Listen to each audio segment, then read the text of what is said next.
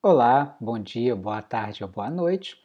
No vídeo de hoje nós vamos continuar então a falar sobre a teoria das emoções básicas, mas explorando agora as relações e as consequências dessa teoria para a regulação emocional, que, como nós vimos, é o principal interesse aqui desse nosso curso. Bom, para recapitular de forma rápida, nós vimos no último vídeo que, segundo a teoria das emoções básicas, emoções seriam espécies de programas biológicos inatos com sinais universais distintos que se ativariam automaticamente na presença de certas situações ambientais recorrentes, que corresponderiam a temas universais da experiência humana, como perda, ameaça, disputa e assim por diante. As situações particulares que ativam nossos programas de afeto seriam, na verdade, variações desse tema e dependem tanto de fatores culturais como também de nossa história individual. Eles podem ser mais próximos do tema universal, como por exemplo, nós temos medo do coronavírus. Isso diz respeito a uma ameaça à integridade física do nosso corpo, né, à nossa saúde. Ou talvez elas podem ser mais indiretamente relacionadas ao tema.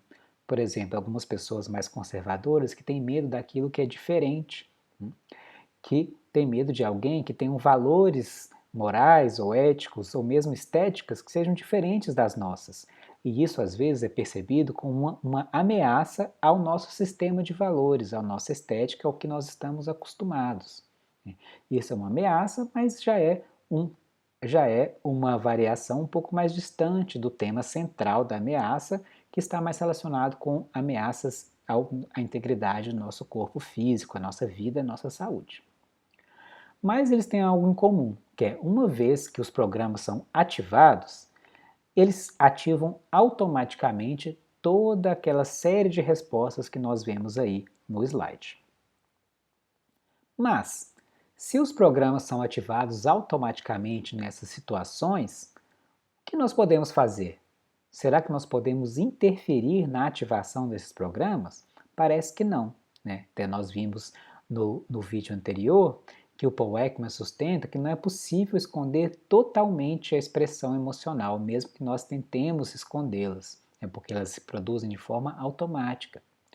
Um exemplo disso também, o Darwin, naquele livro que eu mencionei, né, de 1872, ele conta uma história muito interessante sobre quando ele fez uma visita ao zoológico. E aí ele conta que encostou o rosto em um aquário cheio de serpentes venenosas. Ele sabia muito bem que ele não estava em perigo, porque havia um vidro espesso o separando das serpentes. Mas assim que uma serpente pulou na direção do vidro, ele expressou de forma automática e involuntária todas as respostas associadas ao medo. Todas as alterações fisiológicas, como o coração acelerado, respiração ofegante. Ele teve a postura corporal defensiva característica, aquela expressão facial de olhos arregalados e boca aberta, a tendência comportamental de fugir e assim por diante. Ou seja, as suas crenças, o seu pensamento racional, nada pôde fazer em relação à ativação do programa biológico do medo. E, na verdade, existem razões biológicas para isso. A amígdala, por exemplo, é uma estrutura do cérebro do tamanho de uma amêndoa e tida como o núcleo central de todas as respostas orquestradas que são características da resposta do medo.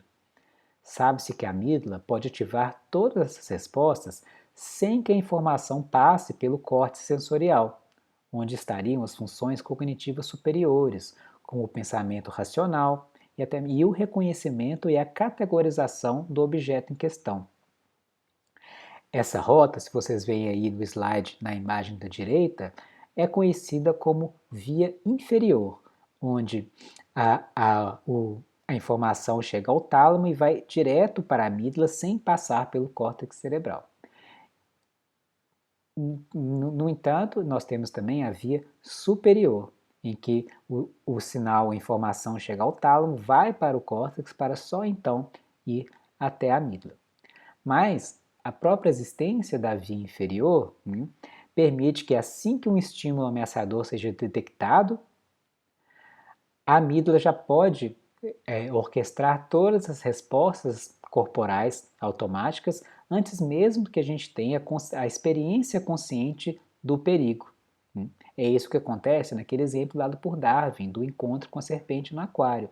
Antes mesmo que ele pudesse pensar sobre o que fazer, a amígdala já se ativou automaticamente. Mas, para falar de regulação emocional, não são esse tipo de caso que nos interessa mais. Quer dizer, nós não queremos deixar de ter medo daquele perigo iminente, né? Nem de ter essas reações automáticas que precedem a nossa compreensão racional e a própria consciência, porque isso pode salvar nossas vidas. Né? Se um carro em movimento vem rapidamente na sua direção, é importante que você possa ter uma reação antes mesmo que você possa pensar sobre o que fazer. Isso pode salvar a sua vida. Mas, como nós vimos no capítulo 1 sobre regulação emocional, o que nos interessa mais são aqueles casos em que a reação emocional é às vezes intensa demais, ou ela dura tempo demais, ou ela ocorre com muita frequência, uma frequência excessiva. O que nós podemos fazer então nesses casos? Bom, para entender o que nós podemos fazer quando a reação emocional dura tempo demais, eu vou trazer aqui um conceito importante da teoria das emoções básicas que foi proposto pelo Paul Ekman. Esse é o que ele chama de estado refratário. Esse conceito se refere a um estado emocional ou um estágio, um período do estado emocional durante o qual nós somos incapazes de incorporar qualquer informação que não seja congruente com a emoção em questão, focando apenas em informações que mantêm ou justificam a emoção que nós estamos sentindo. É aquele caso em que você está com raiva ou irritado com alguém e você só consegue pensar nas coisas da pessoa que te deixam irritado. Você às vezes é incapaz de trazer à mente um episódio que vá contra essa tendência da pessoa a te irritar. Por exemplo, você só foca na sua irritação e na capacidade da pessoa de te irritar. E quando você faz isso, é claro que o seu estado de raiva, de irritação, irá prolongar ainda mais. Mas percebam que o problema aqui não é a existência do estado refratário em si. O estado refratário, na verdade, ele tem a sua utilidade, ele pode ser bastante útil, porque ele concentra nossa atenção no problema a ser resolvido. Então ele ajuda a trazer à mente apenas as informações e as memórias que sejam relevantes para aquela situação. Se você está com raiva, você só vai trazer raiva à mente. Se você está com medo, você só vai trazer o medo à mente. Mas o problema é que um período refratário longo demais, aí começa a ser um problema. Né? Em uma relação a dois, por exemplo, quando há algum tipo de discussão e aí há uma irritação por um ou pelos dois lados da relação, se você começa a focar apenas naqueles casos, nas memórias, nos exemplos em que justifica a sua irritação ou a sua raiva, né, você só vai continuar a sentir cada vez mais raiva e talvez você esteja aí ignorando outras coisas que a pessoa fez que poderiam aliviar a sua raiva, atenuar a sua raiva. Você pode lembrar que em muitas outras ocasiões a pessoa agiu de forma diferente, de forma mais cooperativa, mais empática, que ela te ajudou de diversas formas e assim por diante. Mas quando você está no estado refratário, você é incapaz de te trazer essas informações à mente. Então, pessoal, uma vez que estamos em um estado refratário longo demais, o que nós podemos fazer para diminuí-lo? Dado que nós temos a tendência, é isso que define um estado refratário, de ignorar as informações que sejam contrárias à emoção que nós estamos sentindo naquele momento. Bom, o que o Paul Ekman diz é que nós podemos desenvolver uma maior consciência do que são emoções e de como elas se ativam. Quer dizer, segundo a teoria desenvolvida por ele das emoções básicas. O que nós sabemos então dessa teoria? Vamos recapitular aqui brevemente. Né? Emoções são programas biológicos inatos que se ativam automaticamente diante de certas situações ambientais recorrentes que correspondem a temas universais da experiência humana.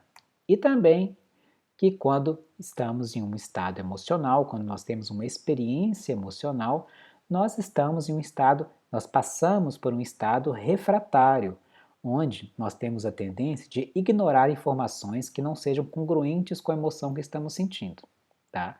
São duas coisas importantes da teoria das emoções básicas. O que o Paul Ekman então sugere é que nós podemos conhecer melhor as situações que ativam nossos programas biológicos, né? Ou seja, conhecer os nossos gatilhos, é uma outra forma de colocar essa questão.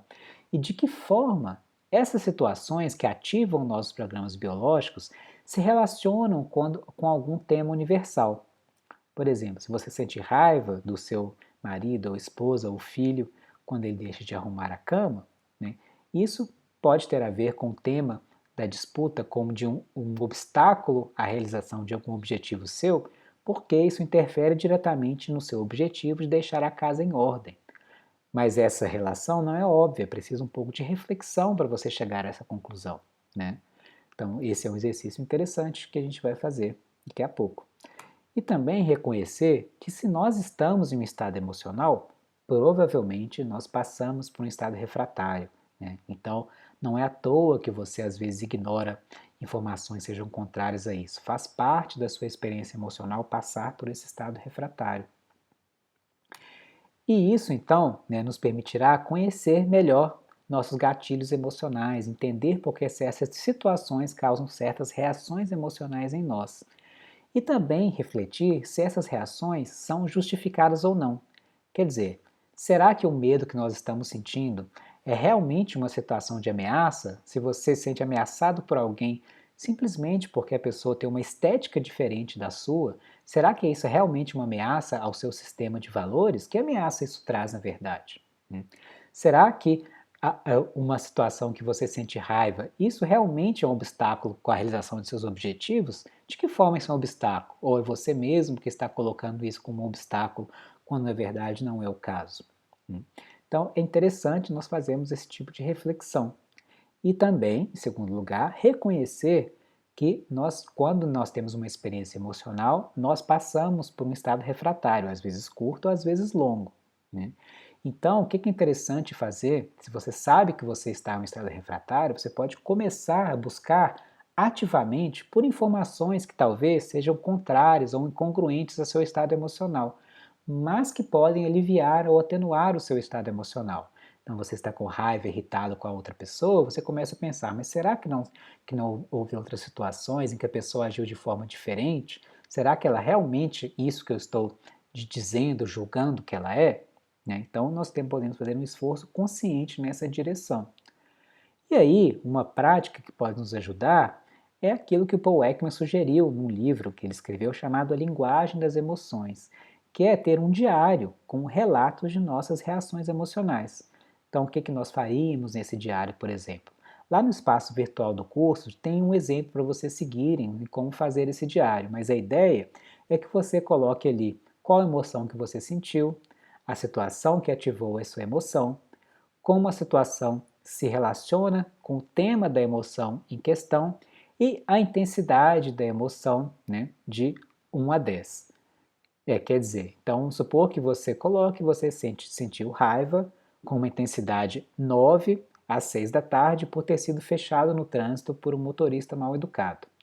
E aí você reflete sobre essa situação e vê que ela se relaciona com o tema da raiva, pelo fato de que você teve, nesse caso, seu objetivo de chegar em casa mais cedo bloqueado. Mas aí você começa a refletir, será que é um bloqueio tão grave assim dos meus objetivos, dado que isso só me atrasou no máximo uns 30 segundos? Hum? E também nós podemos ver, a partir dessa reflexão, se nós estamos tendo reações emocionais que são frequentes demais. Se você vê no seu diário que você tem raiva, raiva, raiva, raiva em diversos momentos do dia, você pode aplicar, por exemplo, algumas das estratégias que nós vimos na aula passada, como a seleção situacional, né? Então você passa a evitar certas situações que você sabe que vão desencadear aquela emoção, por exemplo, evitar dirigir às 6 da tarde na hora do rush. Ou a modificação situacional, né? Você já está naquela situação, mas você faz algo para modificá-la. Por exemplo, você coloca uma música mais relaxante, né? Tenta tirar um pouco sua mente daquela questão, que aí também é a estratégia do foco atencional. E assim por diante. Então, pessoal, o que eu proponho aqui para vocês é que vocês façam essa prática. peguem o exemplo que nós colocamos no espaço virtual do curso e tentem fazer esse diário pelo menos durante alguns dias para tentar conhecer melhor suas emoções e as situações que ativam as suas emoções. Para ser um diário mais completo, é interessante que vocês até façam mais do que alguns dias, mas alguns dias já é suficiente para começar a perceber alguns padrões das suas reações emocionais. E aí, depois que você tem o seu diário pronto, você começa a ver se você está tendo reações emocionais com frequência demais, ou que duram tempo demais, e assim por diante, pode aplicar alguma das ferramentas que nós vimos aqui nesse curso, no módulo passado. Bom, é isso que eu tinha para dizer nesse módulo de hoje, e nós continuamos então no módulo seguinte com mais uma teoria de emoção. Obrigado pela atenção e até a próxima.